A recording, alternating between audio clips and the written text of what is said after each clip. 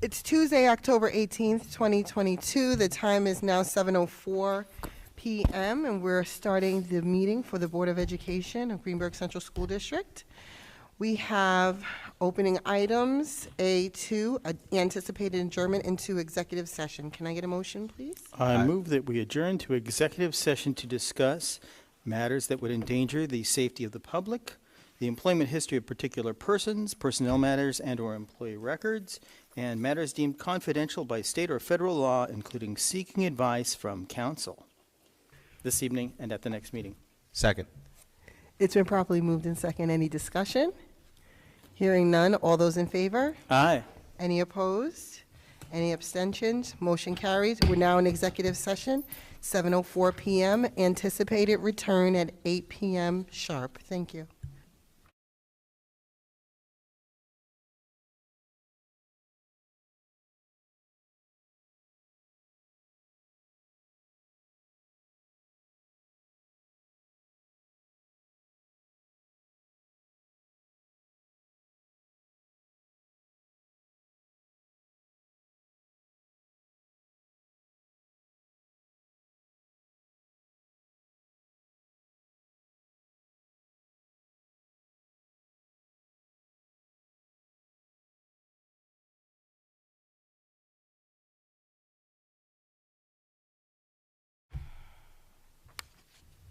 Yeah, you're live.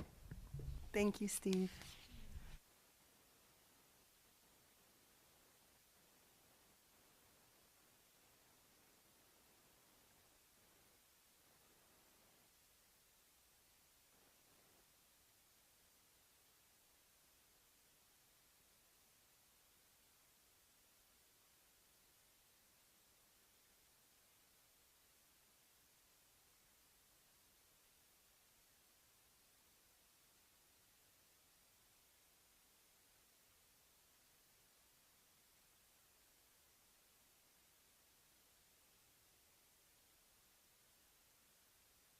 Okay, welcome back, everyone. It's 8:22 p.m. We're a little behind schedule, but we're going to reconvene in open session now. And item B1 is our Pledge of Allegiance. I'm going to ask everyone to please stand to do the Pledge of Allegiance. Thank you.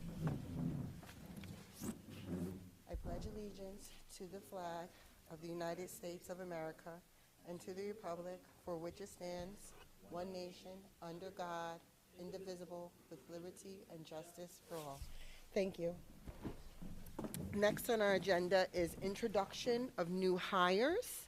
So in the practice of the way that we've been doing this procedure is we will hire our new staff in our one meeting, and in our regular meeting that next month, we will introduce the staff to the public and community.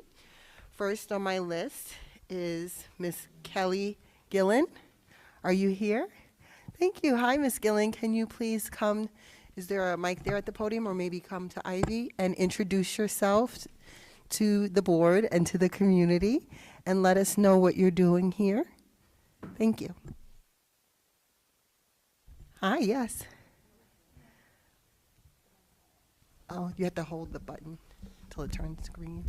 It's on. Hello. Hi, we can hear you now. Hi, thank you. Thank you for having me. My name is Kelly Gillen. I am the district math coach. I'm grateful for the opportunity to be here at Greenburgh, and I look forward to a very successful year. So far, I've been working throughout the district, PK-12, implementing our new math program and working with teachers just to guarantee a successful year, showing growth and working towards our district goals. Thank you so much, Ms. Gillen. I also just want to say I'm very honored to be here with one of my math teachers. It's her tenure night. I did not know, but I'm happy to be here to support her. Awesome, thank you. Next, we have Ms. Carly Teleska. Are you here? Okay, great. Please introduce yourself to the board and the rest of the community. Hello, I'm Carly Teleska. Thank you for having me. I'm happy to be here. I taught kindergarten last year at Lee F. Jackson, and I had a wonderful experience. I now teach first grade at Lee F. Jackson, and I'm really happy to be a more permanent part of this district now with this probationary appointment. So thank you. Thank you, Ms. Teleska. Thank you. Next, we have a not-so-new teacher, but a new position, Ms. Kathleen Stoneburner.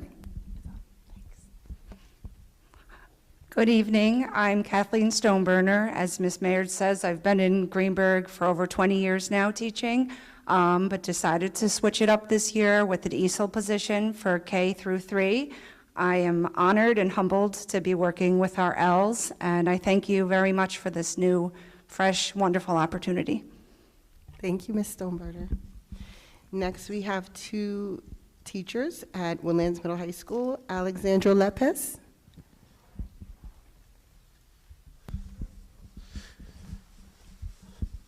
Good evening, I'm Alex Lepis. I work here at Woodlands Middle High School. I work with many of your sophomores as well as teach the IB math classes.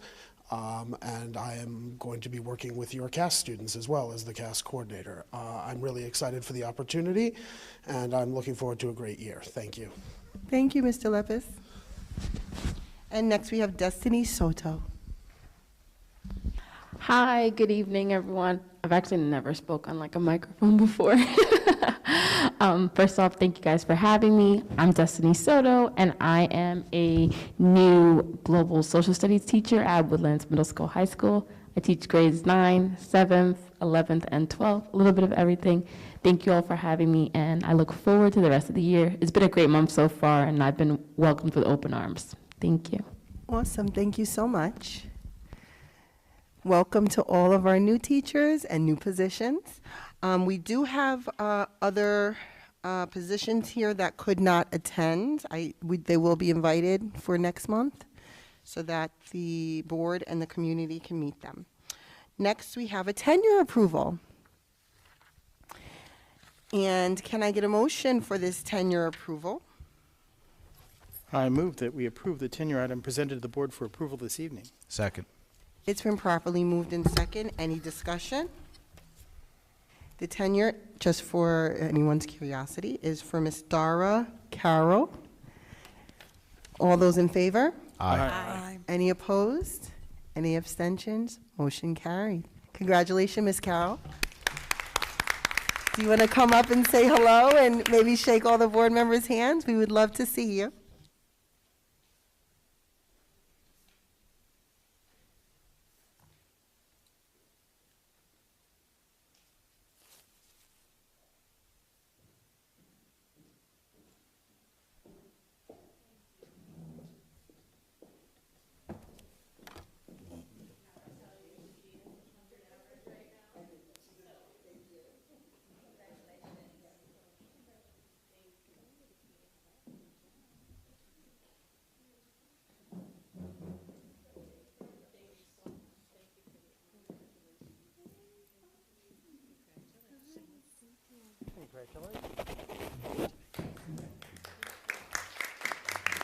Do you want to say anything, Miss Carroll? Oh, Miss Carroll, do you want to say anything? I don't know if you have a mic. Is there a mic she can use? Okay. At your feet.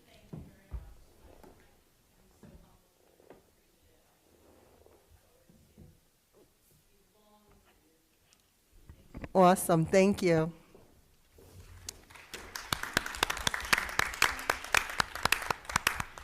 Next on our agenda is a 5-minute recess if the board would permit. I'd like to table that and move forward in the agenda. Any objection to that? Okay. Next, we have public comments. I did want to allow our attorney to just make a statement beforehand, and then Dr. Iverson. I'm sorry? I'm sorry, there's no public comments. Okay, great, so then no statements. Solve that problem. All right, let's keep moving on. Yes, Trustee Pineda? I think it would be beneficial for the folks at home just for our attorney to still provide the statement, just to put some context around what Dr. Iverson will be covering this evening. That makes sense. Okay, great. Thank you, Trustee Pineda. Any objection? No? Okay. Carol, our attorney for the district, if you can make your statement. Good evening. So just generally for the community that's here and might be watching, the district has provided as much information as they can, and the superintendent is going to provide some additional information concerning the lockdown that occurred on Friday. but we just want everyone to understand that while the district can provide information that would be similar to that which is in its general district-wide safety plan, the district cannot disclose specific details that are in each building's plan, because that could jeopardize the safety and well-being of the staff and students in those buildings. So if you do not hear specific details, that is the reason for it. Thank you. Thank you, Carol. And Dr. Iverson? Thank you. Good evening, Greenberg community. I do have a statement I've prepared to read to the community around the incident that happened this week. So the safety of our students is paramount to the district, to every employee who works here, the administration, faculty, and staff. We care so deeply about our students and our staff, and we want to also assure that they are safe at all times.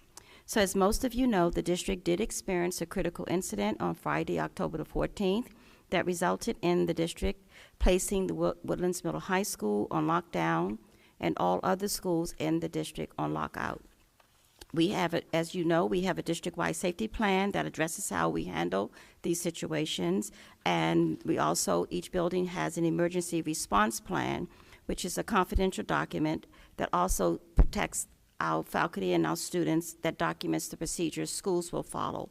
The district-wide safety plan is public, and it is on our district website. As our district attorney said, I cannot speak about any specific students or disclose any of the details. No information can be discussed or disclosed concerning the discipline even of any particular student.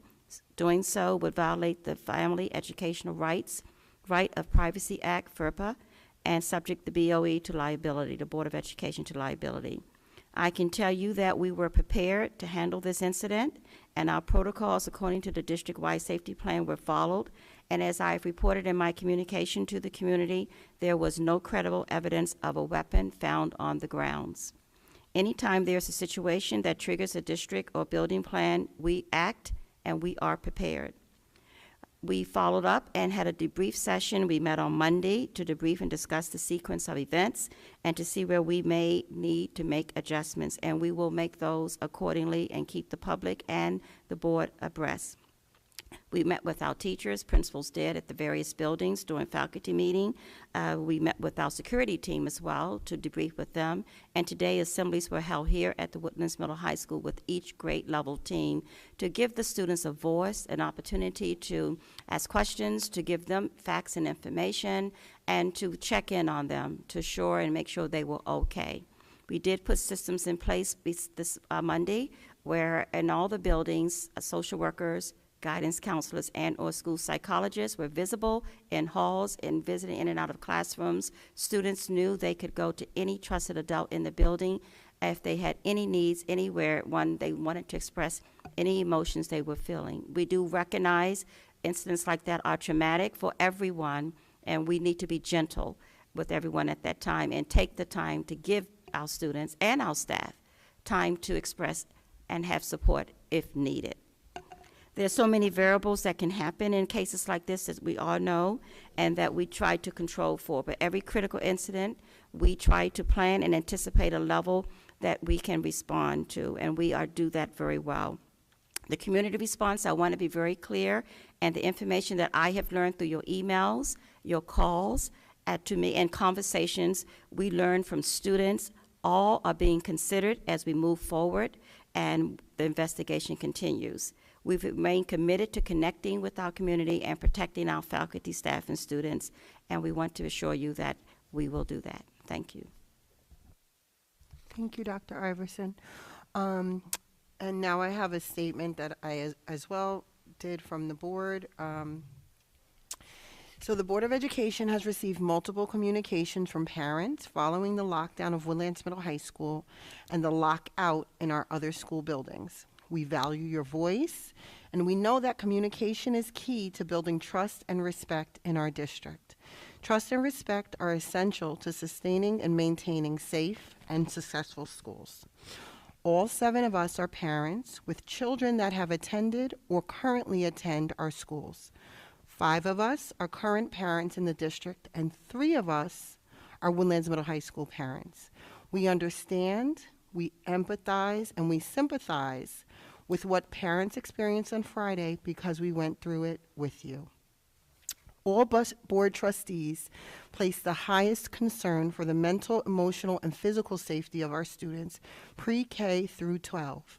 We will continue to discuss safety, security, and communication with the superintendent as we review the details of this past Friday. We have to improve, we have to do better, and there is no other option. So with that said, we can move forward in the agenda unless there are any questions from any board members or anything? No? Okay. So next on our agenda is a presentation from the Early Childhood Program.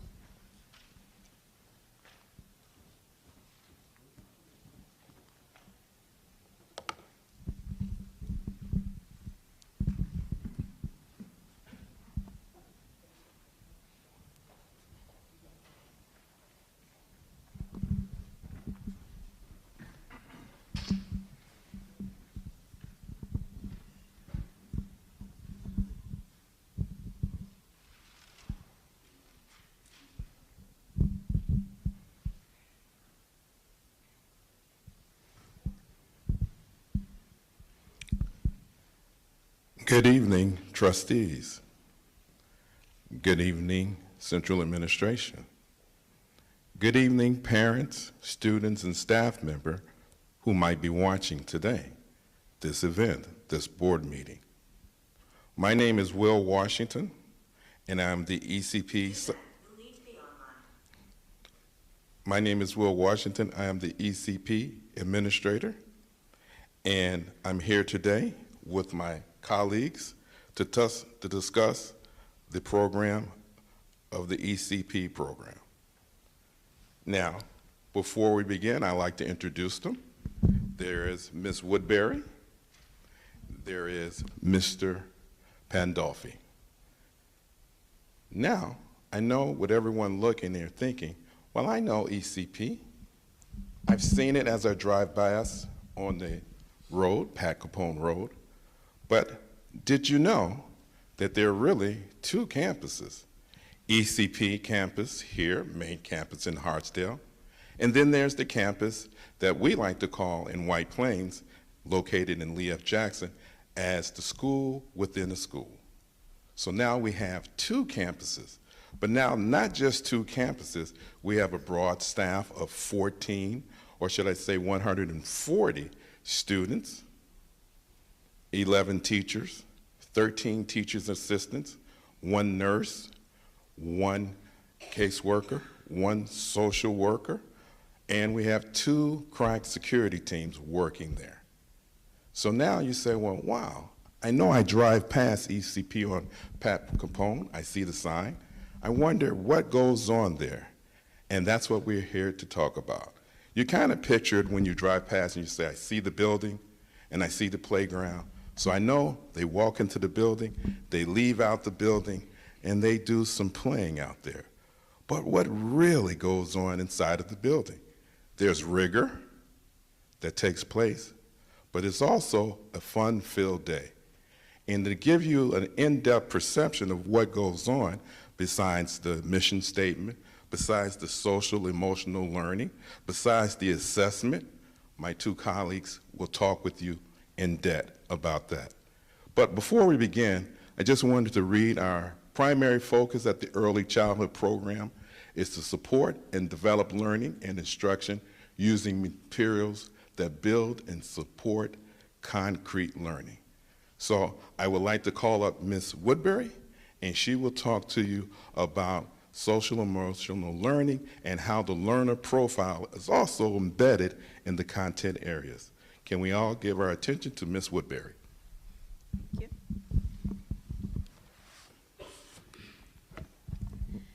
The program that we use at the Early Childhood Program for Social and Emotional Learning is the Second Step program. And with this program, there are 5 different units. The first unit is our Skills for Learning, which we are actually finishing up this week. In this unit, the students are beginning to learn how they are to behave when they are in the classroom. So they're learning skills for sitting down and paying attention. They're learning skills for asking for what they want and what they need. The second one is our empathy unit. During this unit, the students are learning how to maintain their emotions as well as understanding others' emotions. So they're learning, what should I do when my friend may be sad, or what should I do when my friend may be upset with me? The next is emotional management. As you can see here, we have our feelings chart, and with this chart, the students are able to identify how they are feeling throughout the day. We also have daily check-ins in our classrooms where the students can change either their name or their picture to say how they are feeling throughout the day.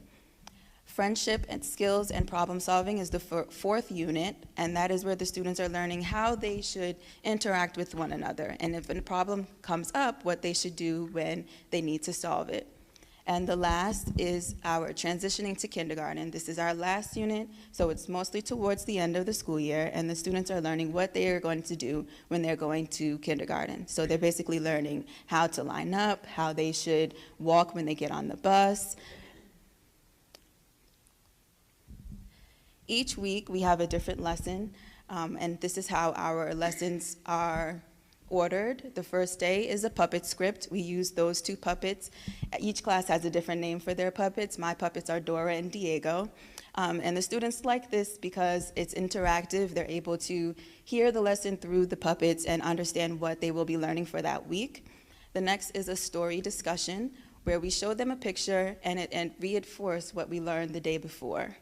Next is a skill practice and a skill practice game. And lastly, we have a read aloud, just to, again, reinforce what the students are learning for that week. Social emotional learning, we make sure that the students practice the skills that we teach them. So we have them interacting with one another in small groups, and when they are interacting during play, just using those skills that we taught them throughout the week to make sure that they are understanding what to do when a problem comes about. We also have them sharing classroom materials, practicing using manners, making sure that when they're eating especially, that they are asking their friends to pass them what they might need, or when something happens and they might bump into a friend, they say, "Excuse me." We also make sure that they are communicating their wants and needs, as well as taking care of their basic needs, mainly putting on their coats, taking off their coats, being able to fasten their coats. Even when they might have an accident, we make sure that they are learning how to change themselves, and it helps them to understand what they need to do even when they're at home. We try to tell the parents, let them get themselves dressed. We know it might take a little bit more time in your day, but we just want to make sure that the children are learning how to do things on their own. And now my colleague Alex will come to further the presentation. Thank you. I know I don't have to hold the mic too close to my face. And my children have named the puppets Chris and Terry, just to give a different insight. Just a clicker. All right. So just to piggyback on what Ms. Woodbury was talking about, data points. We talk about social emotional learning, but how do we keep track of it? One of the data points that we use anecdotal records, we use checklists, observations to record student emotions and behaviors. The daily check-ins that Ms. Woodbury mentioned earlier, we have it in the form of a charter in the classroom that we use daily. So, that's another form of data. We establish social skills, we establish routines. My children in my classroom are, kind of getting into a routine that they come in, they unpack, they take off, if they have a coat, they take it off, they wash their hands. Right now, breakfast is set for them on the table, but eventually they get their own breakfast. Eventually they learn how to open up their own milk carton, things like that. And our goal as the year progresses is to kind of see consistency in these behaviors. And ultimately, by the end of the year, the behaviors, the emotions, the interactions from these young children, that's what we really want to see. So over the course of time, it just kind of becomes an automatic, daily behavior, daily routine. So along with social emotional learning, we are part of the district math initiative. And our part in teaching math to our children is just building the strongest foundation possible for our children going into kindergarten. So these are parts of what we teach, matching, objects, symbols, shapes, patterns. Part of that, et cetera, is teaching objects that go together. So you might have a container of yogurt, a spoon, a baseball bat, and a baseball kind of posted up, and the children kind of have to match what items go together, things like that. That's more of the beginning of the year and what we're doing now. Sorting by various attributes, color, shape, size. We have various manipulatives that we use throughout the classroom, so it's not just a concept being taught. It's also a concept that these are also concepts that they are actually physically, putting to use. Patterns, AB, AAB, AABB, ABC. And I've taught AAB and ABB patterns as well. These patterns are also taught, we use them in our morning meetings. Through our calendars, we have kind of just a monthly pattern that we do. Right now I'm doing pumpkins and cats, black cats, Halloween. So, so we have a daily pattern. Right now, from my classroom right now, it's an AB pattern. And then eventually, as we progress through the year, it gets a little more challenging. And the children eventually adapt to it, and they learn all these different new patterns and just overall new concepts. Counting objects to 10 or more. The state standard for us is for children to count objects to 10, and we look to even exceed that standard when we can. If a child is counting objects to 10, that's where the or more comes in. We look to even go above the standard and even exceed. So shapes. Shapes are included as well. Squares, rectangles, circles, triangles, ovals, hexagons, rhombus, and rhombus or diamond. These children these age, they see a rhombus and, oh, it's a diamond. So, diamond. But when we look at shapes, again, it's not just teaching the concept of shapes, we connect it to real life objects. It's not just, oh, we're teaching this and you're never going to see it again. It's, we connect it to real things. We connect it to real life, and we connect it to things that they can relate to. And in our program, communication is huge because we need to communicate to the community. We need to communicate to the parents. We need to communicate to families. Building that bridge between home and school is essential, and we do that through a variety of ways: emails, phone calls. For our second step program and for our Mandarin program, there are newsletters that get sent home. Second step, the newsletter is weekly. Mandarin, the newsletter is monthly. And we also provide monthly calendars because just in ordinary life, changes do occur. So sometimes calendars change. What might be on a district calendar might change at some point. So we update parents with monthly calendars. And we also utilize Google Classroom when needed. Not so much now as the pandemic has shifted away, but Google Classroom is also a resource that we use. And I'm going to throw it to Mr. Will Washington to conclude our presentation.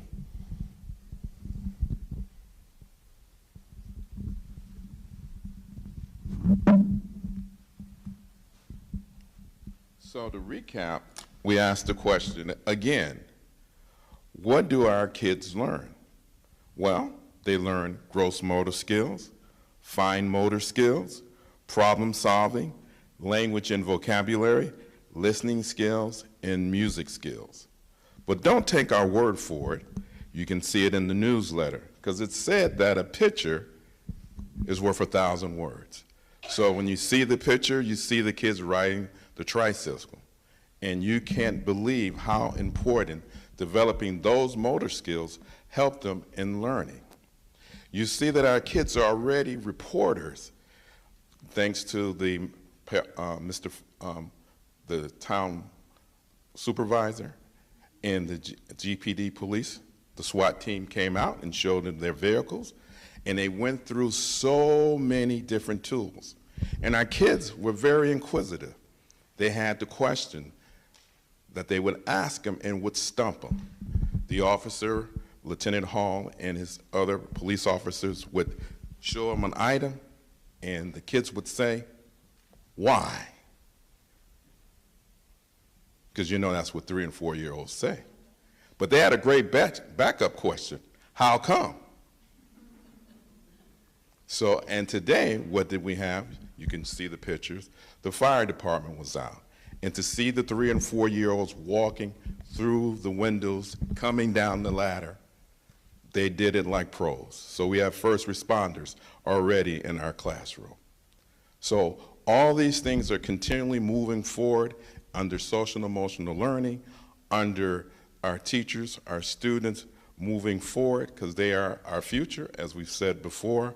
They are not only 20th century, 21st century learners, because as you see here on my desk, I have the old 20th century paper, but now I also have the 21st century because I can make the screen bigger with that, not on the paper, to help me see. So they are really getting embedded in technology and learning what they need to know to be able to complete globally. So with the end of that, I'd like to thank everyone for giving us our time. If you have any questions, please feel free to ask now. Ms. Washington.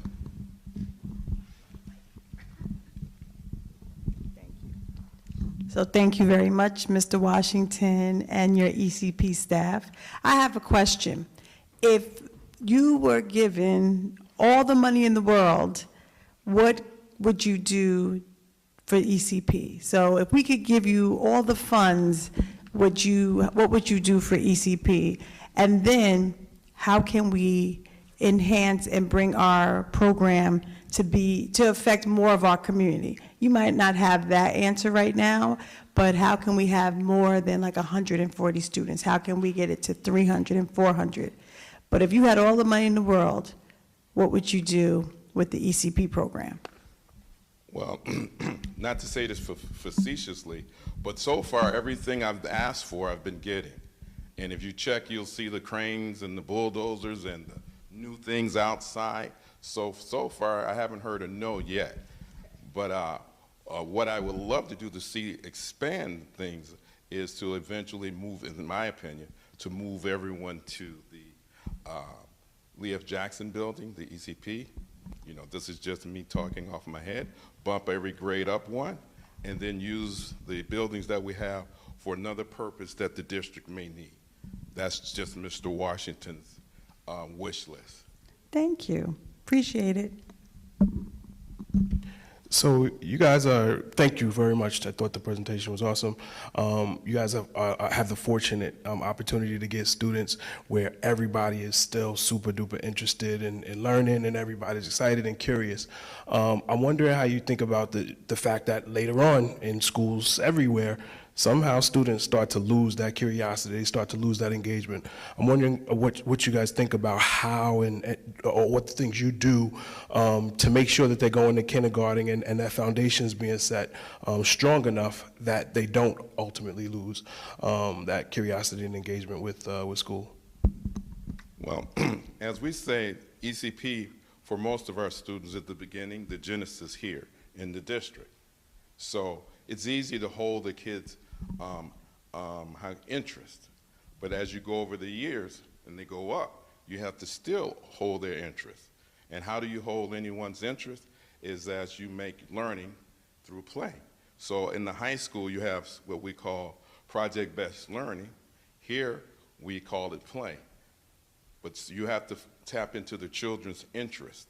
Once you have their interest, whether it's meteorology, astronomy classes, physics, chemistry, riding on the pond, some of our kids are mechanics, natural-born mechanics, some of them are natural-born engineers, some of them are already, as I said, are natural-born teachers. So you watch the children, you let them develop their interest through the grade levels, in my opinion, and then you hold their interest through computers, through writing, through acting. It's easy, when you come into the ECP classroom, they have interest centers. So if they are actors and actresses, they go to dramatic play. If they are interested in home hospitality, they go straight for the kitchen and things of that nature. You can watch the kids as they're 3 and 4 years old and get an idea, an inkling of what they like to do. And then I'll just quickly follow it up with, are there things in place where you can pass the information that you just got up to the kindergarten level and to the first grade level, so that those things that the children have expressed interest in, that people who they're going to already have a gauge of that? One of the things that was really great about having 2 campuses, you have a school within the school. So in the Lee F. Jackson campus, you have Mrs. Simone there. So she's taken back and forth to me, articulating what the students need to know. Thanks to technology, we show videos and she immediately identifies what needs to be changed in the new teachers. What's a blessing so far, we have 60% of our teachers are new hires, and 40% of our teachers have been there with 20 to 30 more years. So we have the melding of what I call the best and the brightest to help our students. But again, we also have the PTA meeting. The last meeting that we had like 50 parents inside the school, and 57 or 54, the PTA president, Ms. Stephanie, could tell me exactly, but they were on the Zoom link. So IRL, as they like to call it, in real life, we had 50-some parents and 50-some parents there on the Zoom link, all involved in making sure that our students can compete globally and throughout the Westchester County. 2 questions. Very good, nice presentation, very solid. I think I understand what's going on in the building. Very, very good. Thank you both. Thank you, sir. On the one hand, I remember a few years ago we had a more extensive 3-year-old program than we do today. Do we have a lot of 3-year-olds now, and could we expand our program to cover some of that?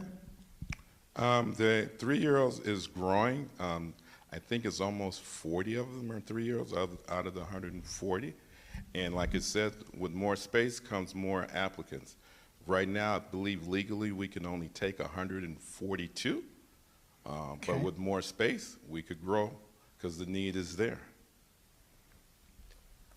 Very good. And second question, for the higher end of this, what about the alphabet? What about the alphabet? Yes. I will let the teachers tell you about the alphabet. Okay. So daily we do foundations, which is also throughout the rest of the district. I believe it goes up to 6th grade. So our students see our foundations chart. They see the alphabet every day. We go over each letter every day. Right now we're introducing the letter cards that go with foundations. So each day, or maybe a day or 2, the students are learning a new letter, sound, and the picture that corresponds with the letter. Beautiful. Thank you. You're welcome. So ditto compliments on the presentation. Thank you very much. You mentioned the use of technology, and we all know that kids at that age are already experts in the use of technology. I've had a long-standing concern about gross motor and fine motor skills, which you also alluded to.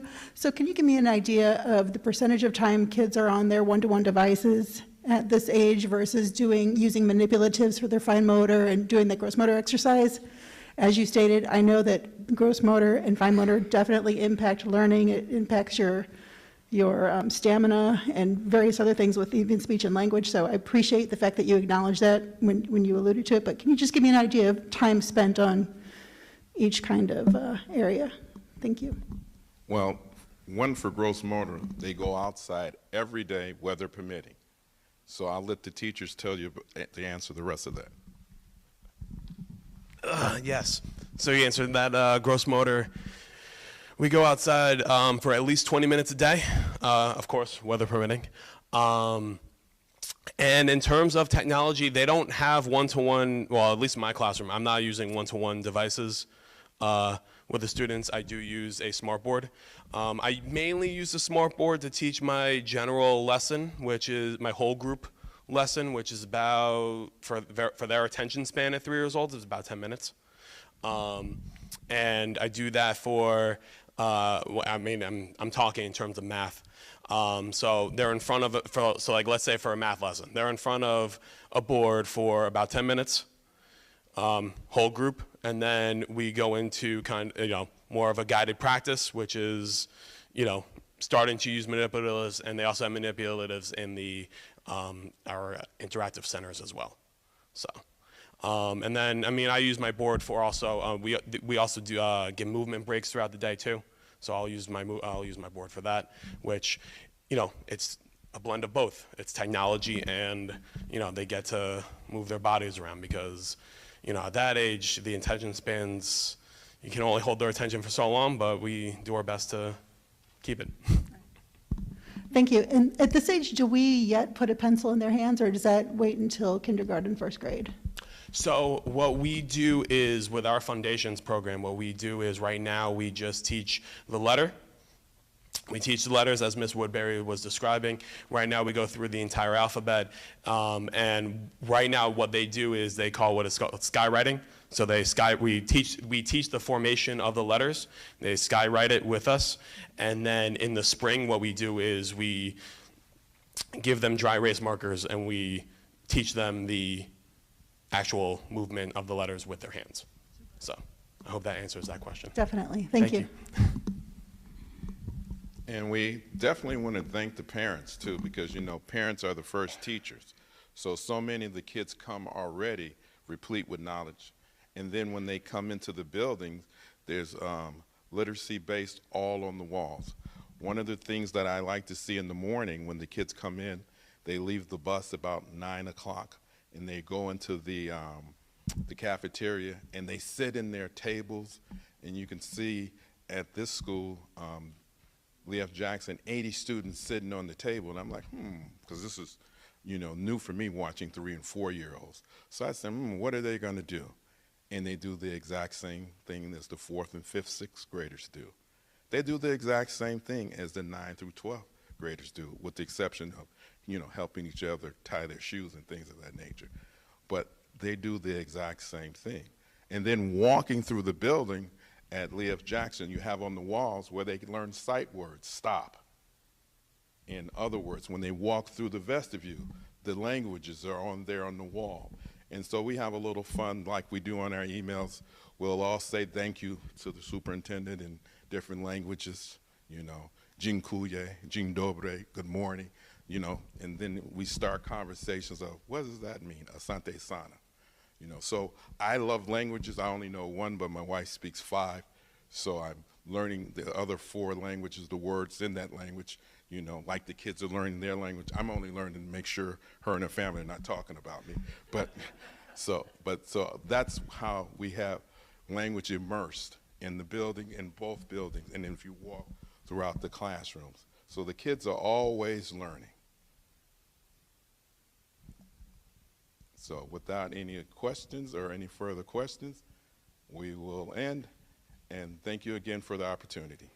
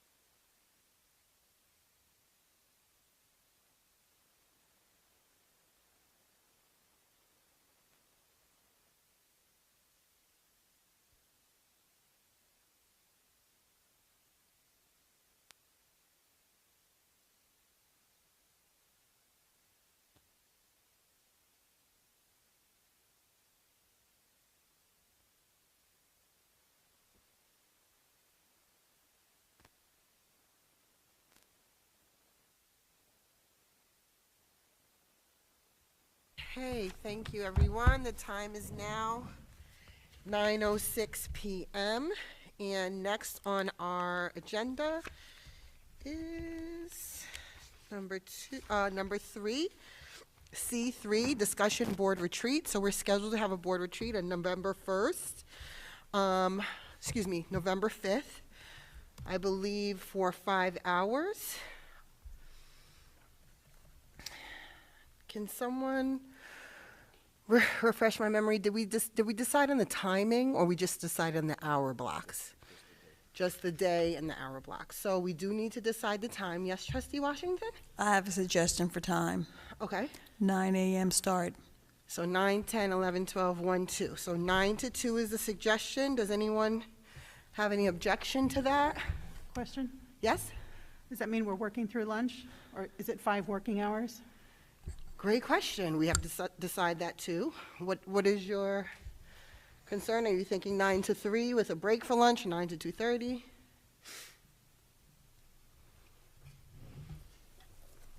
I'm probably the one with the least conflicts, so I want to be sure it's 5 working hours. I don't care whether it's 9 to 2 working through or 9 to 3. Okay. What's your pleasure, board? What do you guys want to do? 9 to 2:30. 9 to 2:30? Yeah, with a half-hour lunch. 9 to 2. Okay, well, let's go around. Trustee Warner wants 9 to 2:30, 30-minute lunch break. Trustee Long, what do you want? 9 to 2. Trustee Pineda, what do you want? I need to eat, so I need a half-hour lunch. We could chat and chew. Trustee Valen?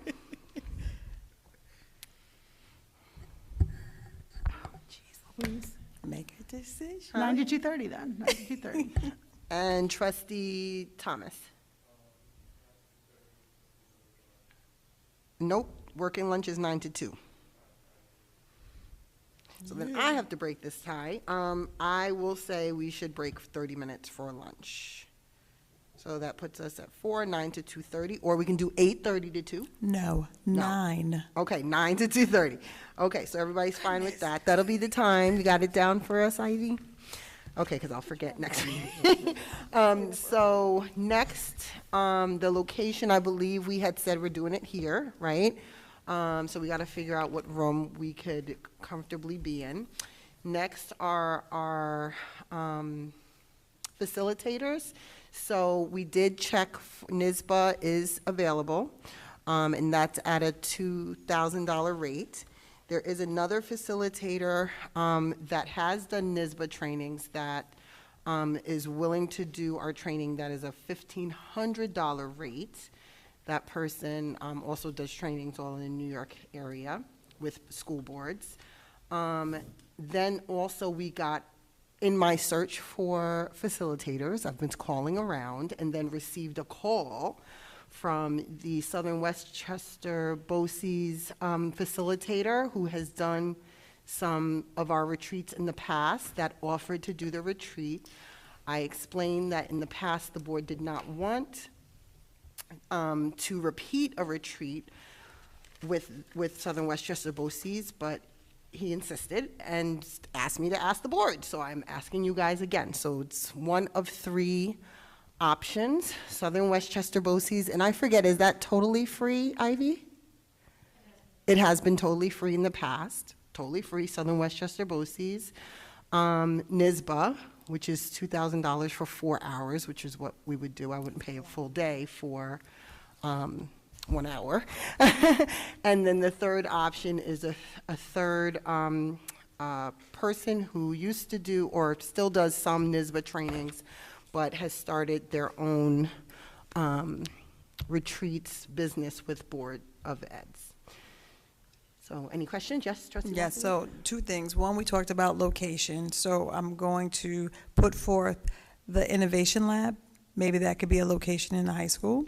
And then number 2, in reference to the BOCES person, is it the same exact BOCES person that before, or is it BOCES but another facilitator? It was the same facilitator as what was offered.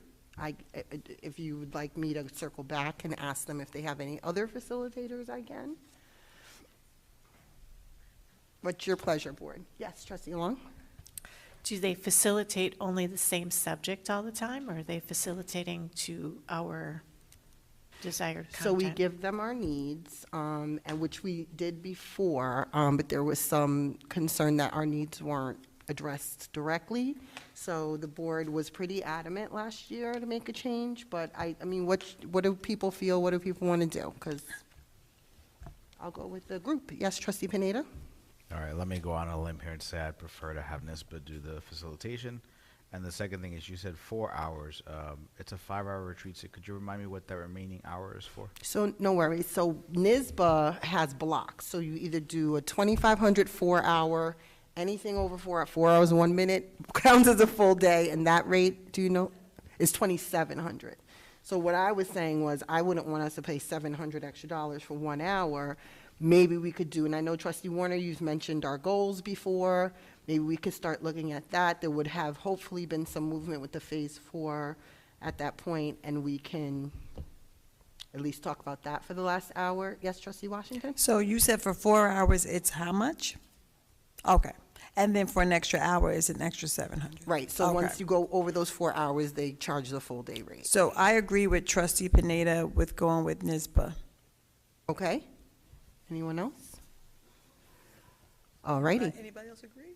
Anybody? Yeah, I don't hear anything from anyone else. Trustee Thomas, Valen, Warner, Long, do you guys? No, I'm cheap, so I'm not, but if other people feel that they'll gain more from this, but then I'm willing to go with it. Yeah, so I was asked by a trustee who's not saying anything right now to look at just options. I also would like to go with the person who is not working specifically at NISBA to do the training, because they do have some NISBA background, but also they're kind of branching out on their own. They're willing to do it a little bit less, and I just think it's a nice change, but you know, I'll go with what the majority does or says. Trustee Valen, Thomas, along. We've tried 2 of them. I would probably like to try the third one. Okay, let me just write this down so I'm following. Okay, so Trustee Warner said he's cheap, so you said He said BOCES, I guess. Did you, I'm sorry, you said BOCES? Because I'm cheap. Okay, BOCES. Okay. So, yeah, and I think enough of the board has turned over to maybe, you know, everyone hasn't heard this. But if other people who have heard this want something else, then I'm willing to go with it. Got it. Okay, great. And Trustee Valen says new person. Trustee Thomas? I guess I would want to see something from the new person that shows what the, you know, like explains what the difference between their training and the NISBA training would be, what they've added to the fold. All righty, that's a good point. And Trustee Long? I don't know any of them. My inclination would be to go with those that are official. Okay. So is that NISBA or BOCES? Yes. And of the 2? She said NISBA. NISBA. Okay. So I guess because we said NISBA, and you're saying that this person was from NISBA. She does train, so she does trainings in other areas through NISBA, not in Westchester. So she does trainings like out on Long Island. And you'll send the board like information on her? I will ask her to send us information, and I gotta find the email. Okay. And then maybe the board, you know, I'll ask people how they feel after reading but it. at least we all in NISBA, like outside. But someone who does NISBA trainings, basically. Okay. I will be clear about that if I'm contacted by BOCES again. And did we clear up the location? Locations, everybody okay with the Innovation Lab? Okay, and what about what we're eating for that 30 minutes that we're taking a break? Yes, Trustee Long? Perhaps we could have our school lunch program. Sorry. Okay, I hear one suggestion and one disagreement with that. Does anybody have a strong opinion one way or the other than these 2? Trustee Warner, you look like you want to say something? No, I don't want to say anything. Okay. Trustee Thomas, Valen. I would prefer not to have the school lunch. Okay. I've had that before. So Ivy will, we usually just give 3, right? Quotes. I will send that to you guys and then let me know your preferences with that as well. Yes, Trustee Pineda? So going back to if we do end up with NSBA or if we end up with this other party, if it's a 4-hour thing, what are we doing for the last hour? Because the strategic committee is probably meeting on the 14th, which is after the retreat. So I don't think we'll have goals aligned ready for that. So what will we do with the last hour? Oh, I'm sorry. I thought it was before. Okay. I'm sorry. I didn't get the date correct. So let's talk about that. If we do NSBA, we have 4 hours. If we do the new person, I told her it was a 5-hour retreat, and that's the $1,500 rate that she gave me. So maybe we could do a full 5 hours with her. But what's your guys? Oh, I see hands. Trustee Thomas and Valen? Is it possible that we could talk through what you guys are going to go over during the meeting on, I think you said the 14th? So if there's some, preparation that the full board can, can take so that everybody's kind of thoughts are represented in that meeting where it will be the three of you guys. No objection here. Okay. Trustee Valen? First, to Trustee Thomas's comments, we'd check with our district clerk to see if that would then make that part of the meeting or with our lawyer an open meeting. So let's just put that button in there. We could also take a look at our the evaluation sheets, but I'm going to just state what I was going to state originally, which is we always plan for 4 hours, and then it ends up that we need 5 or 6. Right. So let's be realistic. That's happened at every retreat. So. Thank you. That's a good point. It's Trustee good to have a Washington? plan B, but I wouldn't expect to get to plan B. And I just want to hear from Trustee Warner. Remember you talked about goals? Can you just kind of explain what goals you think we need to do? So you have the 5-year plan. We have a high-level set of goals. Right. We're going to, as a committee, develop what we think the measuring tools are so that we can set our year-by-year goals. Mm-hmm. We know that our superintendent is supposed to contractually have a set of goals she's working off of in order to go through the year, and so then we can say, hey, how are you doing? And part of that is the generic stuff that every superintendent does, and part of that is how did you do in achieving the goals that we set for this year? And that should have happened in September. So any opportunity that we've got to fill that in and come up with a set of goals and work towards that process is an opportunity well taken. Well, I definitely agree with that. So in reference to that, hopefully in what those 5 hours, maybe we can be presented with some of the superintendent's goals for the year. And it kind of speaks with, am I not supposed to say that? Oh, because you looked at Carol. Carol? What do you have to say to me, Carol? Thank you. See, I didn't say anything wrong, everyone. All right, and I was thinking in reference to what Trustee Valen said with the evaluation form.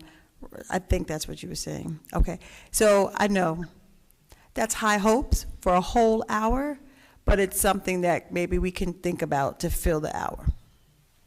Thank you, Trustee Washington. Any other comments? No? Okay. So we'll move on. Next is the board president's report. I did want to acknowledge that it's Breast Cancer Awareness Month. I do know that some of our athletic teams have done some fundraisers for breast cancer awareness. The soccer team had a Kick for the Cure, and our volleyball team had Volley for Cure. And a lot of our staff was all pinked out in the building, which was excellent. And I don't know if there's still shirts available, but if anyone would like shirts, hopefully they can call the Woodlands Middle High School and get a shirt for $15, either to support the Kick or Volley for a Cure movement. I also wanted to acknowledge these lovely people on the dais with me, as this week is School Board Appreciation Week. I don't have a gift because I'm a little broke. But also, I wanted to just read some facts that I got off of NYSBA's site regarding school boards. School board members have a commitment to public education. School board members take on one of the most important citizen responsibilities, overseeing the education of the community's youth. Boards of education guide their local school systems and ensure public schools are flexible and responsive to the needs of the community. School boards are comprised of volunteers, most of whom do not receive any compensation for their service. They are individuals within the community who dedicate their time to improving public education. School board members statewide collectively oversee nearly 23 million K through 12 students and 85 billion in budgeted spending. And in this district, we oversee pre-K through 12. With school children as our primary focus, school board members create a shared vision for the future of education, set the direction of the school district to achieve the highest student performance, provide accountability for student achievement results, develop a budget and present it to the community, align district resources to improve achievement, support a healthy school district culture in which to work and to learn, and we do much more. School boards in New York. New York has 690 public school districts, each with its own Board of Education. Except for New York City and Yonkers, board members are publicly elected. The number of board members in these districts range from 3 to 13, with 7 being the most common. We have 7 here in Greenburgh. New York also has 37 boards of cooperative educational services, BOCES, that provide shared educational programs and services to school districts across the state. BOCES boards range in size from 7 to 15 members, with 9 being the most common. Could you guys imagine 15 members here to talk at a board meeting? BOCES board members are elected by school board members in the district within their service area. There's some stats here. The number of board seats in New York are 5,096. Male board members are 52% and female board members 48%. A board member's tenure tends to be 46.6% have served 5 years or fewer, 53.4% have served 6 years or more. And about 2/3 of board members spend 6 hours or more per week on board activities.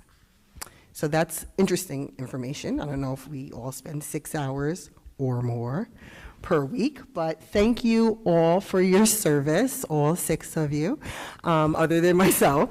And I truly appreciate it. In this district, we are volunteers, so we are not paid. And we spend quite a bit of time doing service. So I don't know if anyone else wants to make a comment about this week, but yes, Dr. Iverson. Thank you, Trustee Mayers, and thank you to the Board of Trustees. I, too, on behalf of the Central Administration, want to recognize and honor the Board of Education during this month of School Board Recognition and School Board Recognition Month. As Trustee Mayers said, read in her statement, NYSBA sponsors School Board Recognition Week to recognize school board members for their commitment to New York public schools, and recognizing the school board members and their service should really be a year-round endeavor. But designating one week to highlight your volunteerism and how the work you do every day to work with schools is our purpose tonight. We want to honor our school board members. We want to recognize you and take this opportunity to tell you how much we appreciate you and all that you do. As citizens who serve students and represent the communities here in Greenburgh, we know that you face complex and demanding challenges, but we also know you come together as one with the common goal of helping students in Greenburgh grow, learn, and enjoy, and have enjoyment of all of their educational experiences.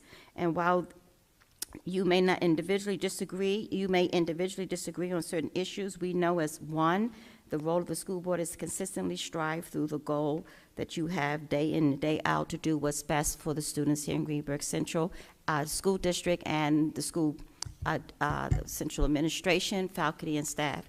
So we too want to take this opportunity to recognize the Board of Trustees and say Happy Board Recognition Month. And if you would give me a minute, I do have something to give each board member. Is that okay? Yes, yes. Thank you. Thank you. I saw some hands, I thought. No? Okay.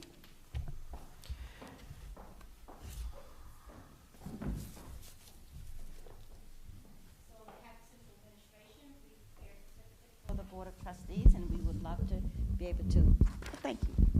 On behalf again of the Central Administration and all the faculty and staff in Greenburgh Central School District, we want you to know we recognize how hard you work, how many hours you put in, and all that you do, and your passion and heart for this district and the students here. And I thoroughly enjoy working with you and the Central Administration as well. So I'm speaking on their behalf. We wanted to at least give you something today to say thank you for all you do. And we love working with you, and we know that we're working with 7 members who love Greenburgh and want the best for the students and for the district. And with that, we could not do our jobs without that. So happy month. And I just have a certificate for each of you, and I'll just call your name and bring it to you if that's okay. Very quickly, thank you.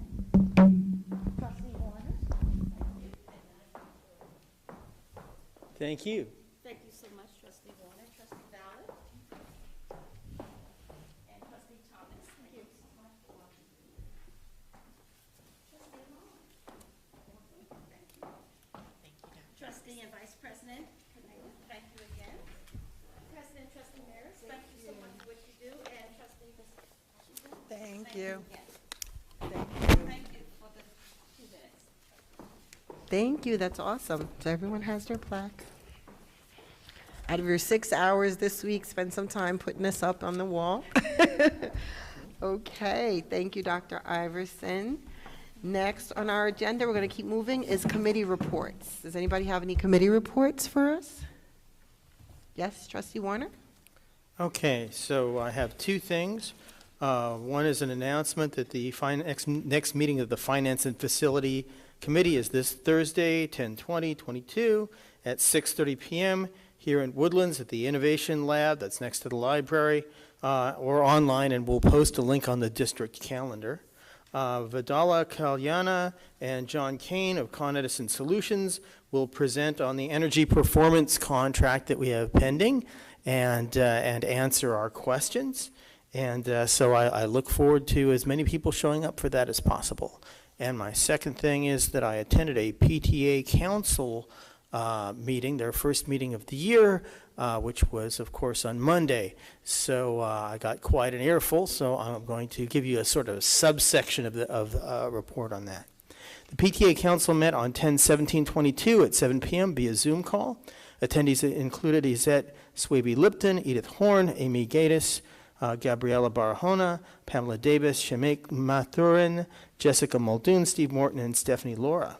The group accepted a clean audit, adopted a budget, briefly reviewed updated bylaws, heard unit reports, and discussed the spelling bee, the science of extravaganza, the nutrition committee, bus incidents, back to school day, and last week's lockdown lockout event. A set of meeting minutes will be forthcoming from the council. For this report, I will highlight only the topics that may require action by the administration or the board. District events. There was an extensive discussion of the Scripps National Spelling Bee that the district has participated in prior years and before the COVID-19 pandemic. This event will not be held this year due to a lack of administrative resources and questions as to whether spelling bees improve literacy and develop vocabulary in the way that regular curriculum spelling programs do. This was a vigorous debate. If the spelling bee is not reinstituted, then a similar competitive academic event should take its place, and the PTO Council will support this. The STEAM event, also known as the Science Extravaganza, also generated community support and fostered academic culture, and should also be reinstituted or replaced. It should be noted both of these programs existed prior to administrative coordinators who later oversaw them. So there should be a way to implement them without these administrators, right? The idea was we had administrators in charge of them and then they got laid off. And so then the knowledge of how to do that kind of vanished along with the bandwidth to easily do it. But we could reinstitute them because they existed before those people took those programs over. Elementary school bus incidents. There are lingering issues left over from COVID-19 social isolation. Kids need to learn to get along again. There were suggestions that we implement programs that explicitly teach students socialization skills. We may have some programs in existence, but the examples that they put forward included the Connect for Respect program and the Leader in Me program. The Nutrition Committee. The Nutrition Committee is tasked with improving nutrition for our students. This committee was formed by our administration and includes Dr. Iverson, Lisa Raymond, two representatives of Aramark, and parent and community members representing each district school. Elementary schools now all have representatives. We need a volunteer to represent Woodlands. So if you're interested, contact Lisa Raymond, Assistant Superintendent for Business, via email at lraymond@greenbergcsd.org, LRAYMOND@greenbergcsd.org. Back to School Day is a proposed half-day district-wide event to be sponsored by the PTA Council and the district. That's obviously in the future. The event would include introductions to district programs and curriculum, leadership, and volunteer opportunities. An outline of this event is being presented to the administration, and we'll hear more about that in the future, I'm sure. The 10-14 lockdown lockout incident. There were numerous stories of parent and student experiences, questions about the incident itself, questions about post-incident student counseling and assemblies, and we've heard about those now, and renewed questions about whether we should hire an SRO. Suggestions for improving our response to the incident included, posting easily accessible information on our website on the differences between lockdown, lockout, and shelter in place. We have that in the district calendar. It should be easy to get to on the website. Also include this information in a parent orientation letter at the beginning of the year and in boilerplate disaster response messages to parents. So if they're not interested in looking at it until the emergency happens, then there's a way to get to it. More frequent parent updates during the course of incident response, so you don't want a 2-hour gap between your first, there's a lockdown, and then don't try to get all your ducks in a row, but before you communicate again, communicate more often so that people have an idea that the situation is somewhat under control. Parents should keep their contact information up to date. That's obviously really essential because you can send out the greatest message in the world, and if they don't have the right phone number, it doesn't get to them. And make the Safety Summit event held last year an annual event. If you keep safety and security at the forefront just on a regular basis as part of business as usual, then you won't have the shock value. People will have a better idea of what's going on. The PTA Council is drafting a formal letter in response to this incident and should provide it to the Board of Education by our November 1st work session. The meeting adjourned at 9:30 p.m. Thanks. Thank you so much, Trustee Warner. I just want to clarify a couple of things. When you said the spelling bee, you said there was a lack of administrative resources? Yes, that was the response from the Vice President of the PTA Council. She said she talked to the administration, and there were two reasons for not putting the spelling bee back into commission, even though COVID-19 is kind of sort of semi-over. And one was, do we have the administrative resources necessary to do this? And there were dedicated administrators whose positions were eliminated who were taking care of these things at the point that the programs went away. But we were able to implement the programs before those administrators ever existed, and that was the counter. Oh, okay, thank you. Oh, Is okay. that what you were I going to didn't hear say? that Yeah. part. I'm so glad you said that because I was there at the beginning of the Yep. spelling bee. So administration just had the idea and everyone else did the work. So, okay, I'm so glad. And then you said something about the science extravaganza. Yes? And the science extravaganza was initially a science department program. Thank They got you. larger and Thank larger. you, Trustee Warren. I just need you to say that very loud and clear, that the administrators that were hired did not start the science extravaganza. That was teacher-driven, and it was wonderful until the administration took it from them. So I just wanted to make that very clear. Thank you. I'm glad you said it. Thank you. Also, you mentioned elementary school socialization skills. I really like your summary because it broke it down easy for me. I could take notes. I'm back in elementary school now, but when my older children were in elementary school here, actually one of the PTA units, I don't think it was on a council level, I think it was one of the units actually had like a company they worked with, and that's where the Buddy Bench, right, came Mm-hmm. from during that time with that unit that we had at Highview, the Buddy Bench.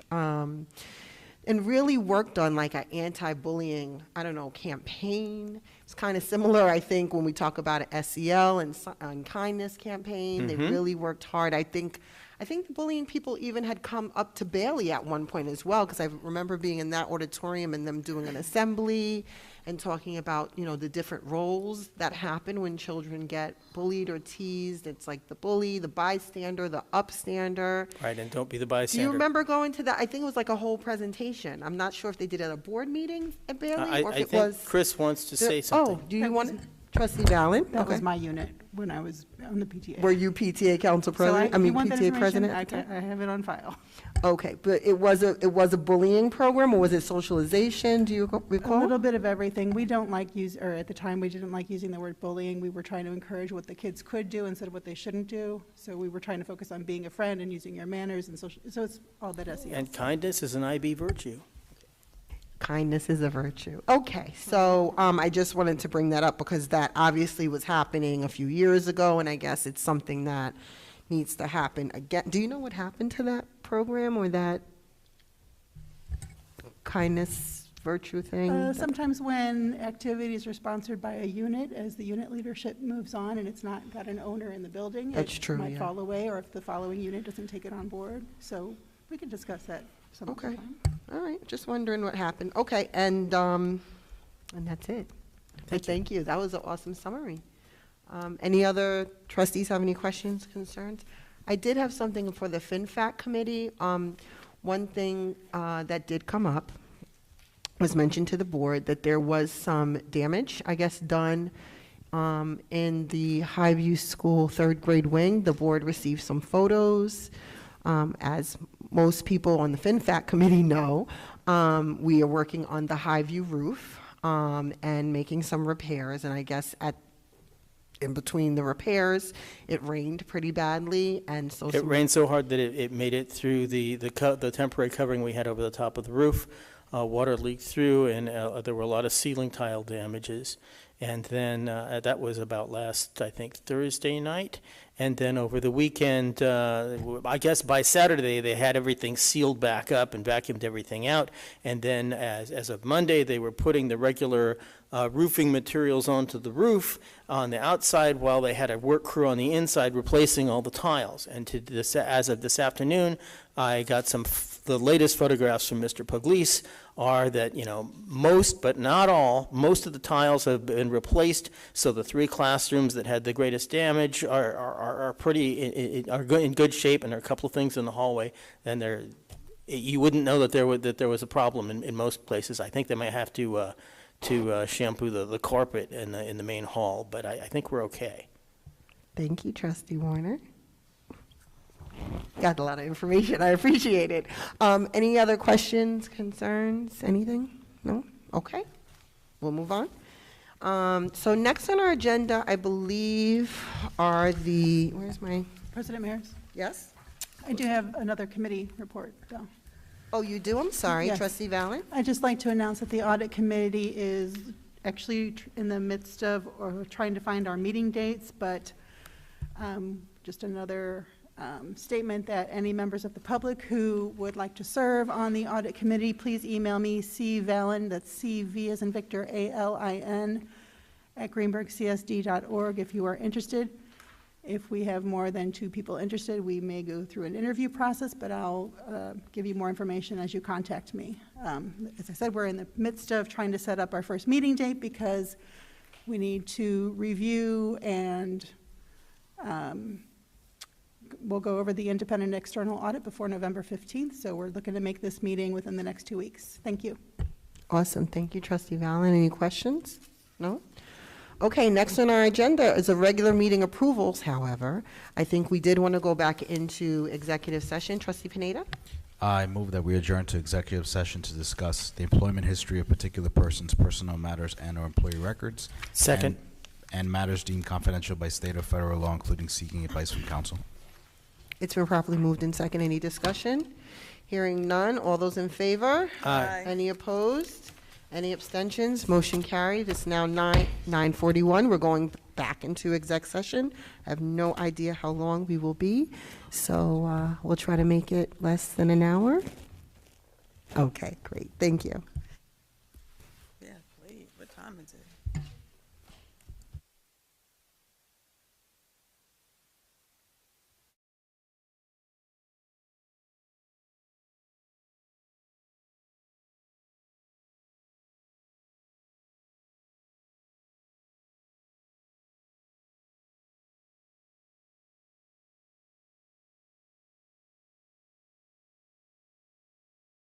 Because I think parents would like to know that. Okay. Oh, hi, Steve. Thank you. Okay, we are back. It is 12:07 a.m., and we're going to return to agenda item D, regular meeting approvals. We've already approved D1 earlier in the evening. Can I get a motion for D2, please? I move that we approve the instructional personnel items presented to the board for approval this evening. Second. It's been properly moved in second. Any discussion? Hearing none. All those in favor? Aye. Any opposed? Any abstentions? Motion carries. Item D3, personnel, non-instructional, item G1. I move that we approve non-instructional personnel item G1 presented to the board for approval this evening. It's been properly moved in second. Any discussion? Hearing none. Ivy, can you please pull the board on this item?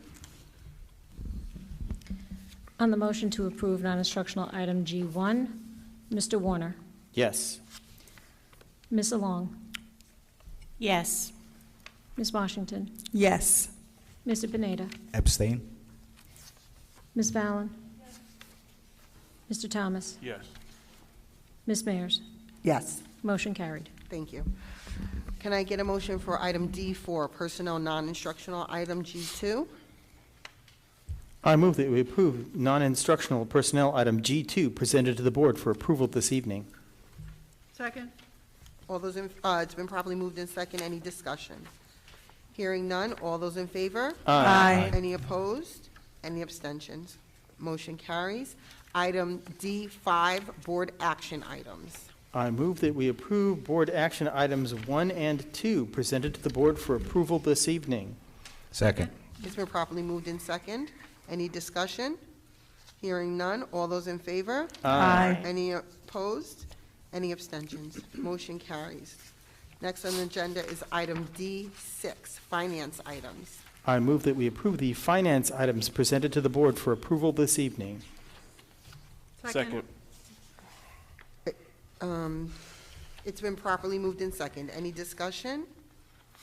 Hearing none. All those in favor? Aye. Any opposed? Any abstentions?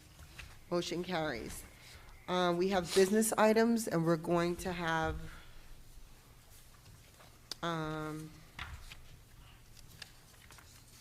I'm sorry. Did you do the motion with the tabling? Yes. No. Yes, it's been done.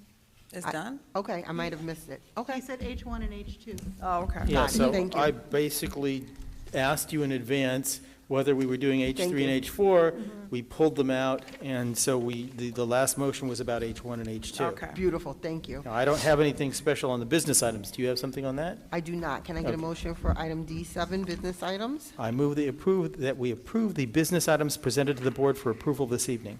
Second. It's been properly moved in second. Any discussion? Hearing none. All those in favor? Aye. Any opposed? Any abstentions? Motion carries. Item D8, pupil personnel services items. I move that we approve the pupil personnel services items presented to the board for approval this evening. Second. It's been properly moved in second. Any discussion? Hearing none. All those in favor? Aye. Any opposed? Any abstentions? Motion carries. Now we have new business. Are there any new business items from the Board of Education? Hearing none, we'll move on to closing and adjournment. Item L2. I move that we adjourn this meeting. Second. It's been Second. properly moved in second. All those in favor? Aye. Any opposed? Any abstentions? Motion carries 12:11 a.m. Good night.